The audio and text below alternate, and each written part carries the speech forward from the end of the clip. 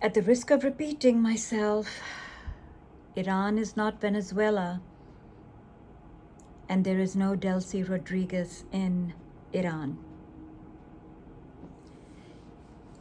The first article in the New York Times today is Trump faces the complicated reality of a costly, unpopular war in Iran. His predictions of a relatively short-term conflict with minimal economic consequences appear to be crumbling. Oh, you don't say.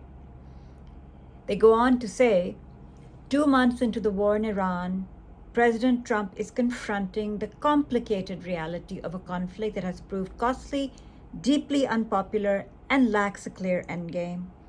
Energy markets are in turmoil. The Pentagon has given its first public estimate of the war's cost, $25 billion so far. Most people think that is an undercount. They go on, key Republicans in Congress are growing impatient, and Mr. Trump is lashing out at foreign allies like Germany, who have shown no interest in joining the fight. Speaking to a crowd of supporters on Friday, Mr. Trump said he had no regrets. I did something that was, I don't know, foolish, brave, but it was smart, Mr. Trump said at the Villages, a retirement community in a solidly Republican area. I would do it again. Well, he's asking Americans to keep things in perspective because the Vietnam War and the Iraq wars, went on for a long time, and the US involvement in Iran is not very long at all, he says.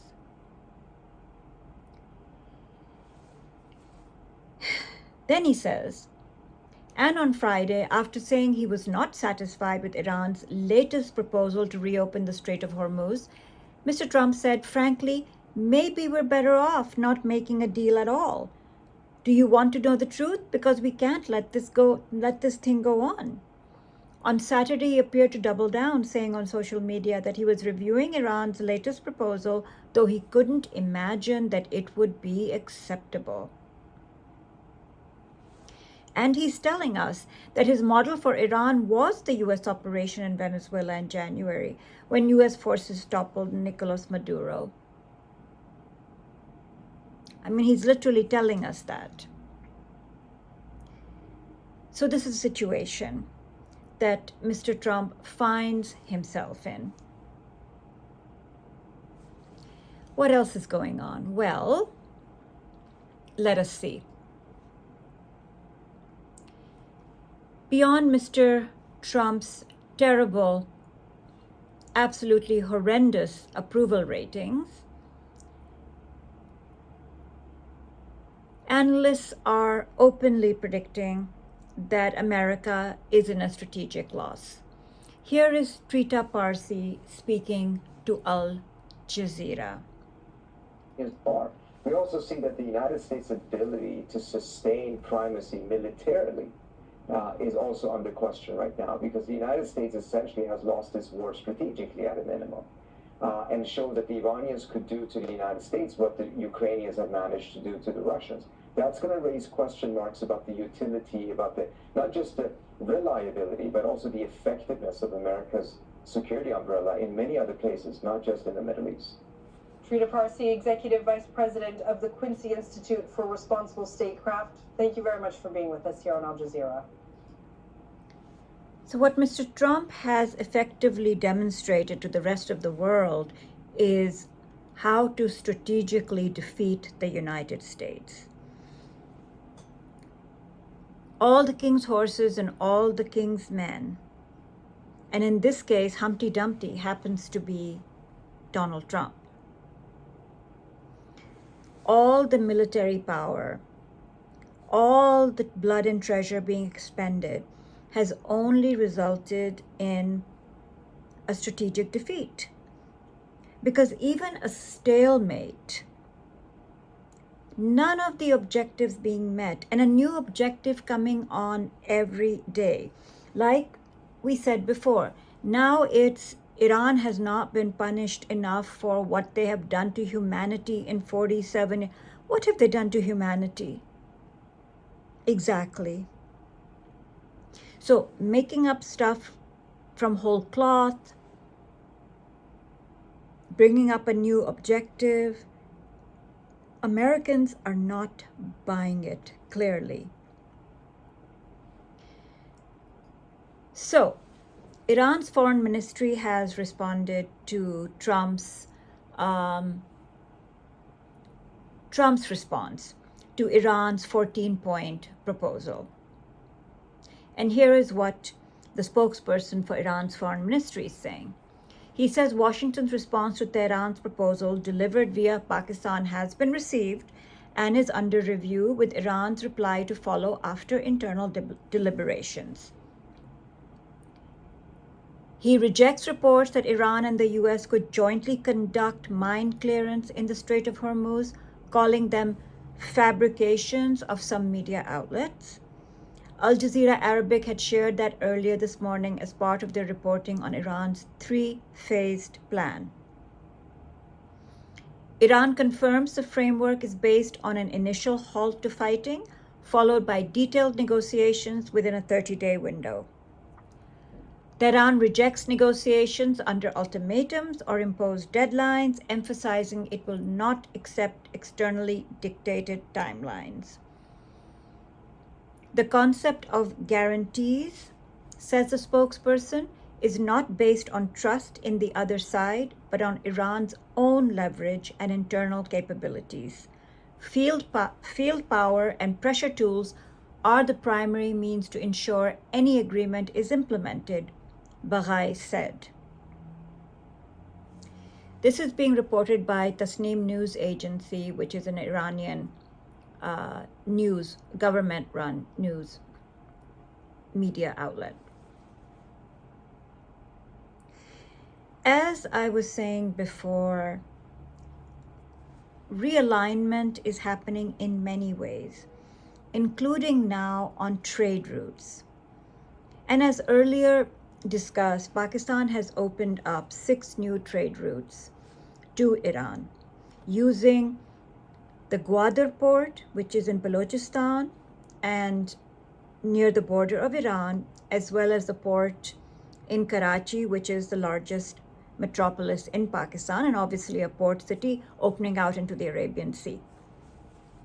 So UAE used to be the transit trade point for Iran and several other countries. Dubai ports was the big port, and they were even looking at, if we recall, they were going to get a contract in New York, and then suddenly it all became about how can we hand over New York's ports to Arabs and Muslims, and all of that started to happen. Dubai ports, if we recall. And recently, Dubai Port's CEO, I think, stepped down because of his close friendship with Epstein. There was that whole scandal. So that was Dubai Ports. So here is Press TV from Pakistan reporting about the new trade routes that Pakistan has opened to Iran. And it's entitled, Pakistan Activates Land Routes to Sustain Iran Trade Amid Persian Gulf Disruptions. This is Ghanba Moinuddin reporting from Islamabad.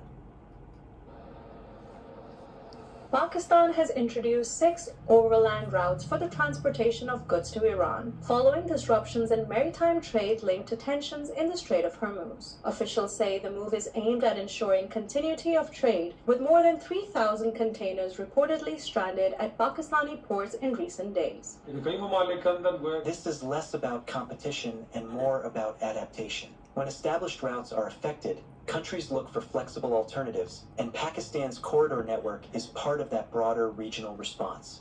The newly designated routes connect major nodes including Karachi, Gwadar, and Taftan, effectively creating an alternative supply corridor at a time when traditional sea routes remain uncertain. Analysts say this positions Pakistan as a critical transit bridge, helping sustain economic flows to Iran. Gwadar's advantage in this scenario lies in its integration with land networks. When maritime routes are constrained, ports that can connect seamlessly inland tend to gain relevance over those reliant on uninterrupted sea access. Observers note that the development also highlights the growing relevance of Gwadar, Pakistan's deep-sea port, which sits near key regional shipping lanes and offers access to overland networks linking to Iran and beyond.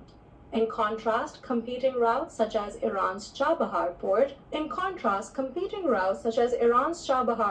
while strategically important, remain dependent on maritime access that has been affected during the current crisis.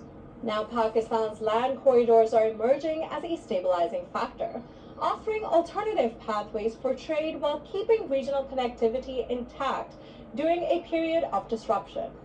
This is Khalna Muhyiddin for Press TV, Islamabad. There are definitely winners and losers in this new conflict. And the geography of Pakistan right now makes it, a winner in many ways, but makes it incredibly vulnerable, as I've been saying.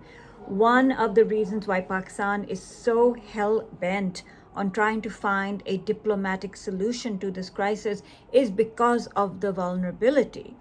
So they can provide transit trade routes into Iran, earn some revenue, but if you cannot access fertilizer, for instance, in a country that is so dependent on its agricultural sector, that the worst possible outcome is having a food shortage situation emerging. So the price of diesel, the price of gas is really soaring all over the world. But if people cannot get transport to go where they need to go, that is a real economic hit. So Pakistan, on the one hand, is benefiting from the New World Order, but also is extremely vulnerable to it. So from what we understand from Pakistani journalists and Pakistan adjacent journalists is that Pakistan is continuing to push for diplomacy, acting as the mediator, acting as the facilitator for messages going back and forth. And there's a lot more going on behind the scenes than what we know. It is Sunday afternoon. Oil futures are trading at 6 p.m. We know that. So it's fire and brimstone Sunday morning, and then things start to taper off in the fire and brimstone kind of pronouncements as it gets closer to 6 p.m. when the futures markets begin to open. But remember, the average gas price at the pump now is $4.45. We're getting closer and closer to that dreaded $5 average. And now diesel has hit $6 in certain parts of the country and has been like $5.99 in Michigan, which is the car and truck state, right? Detroit is Motor City. So these are really bad stats that we are seeing. And Trump's, so far, either he's detached from reality or he is spiraling so badly that all the moves he's making are actually bad moves. And there doesn't seem to be anybody around him who can change this trajectory unless, again, there are things that we don't know or that we don't see. But what we can see is that there is more chaos on the way and that Trump may be leaning towards further military conflict.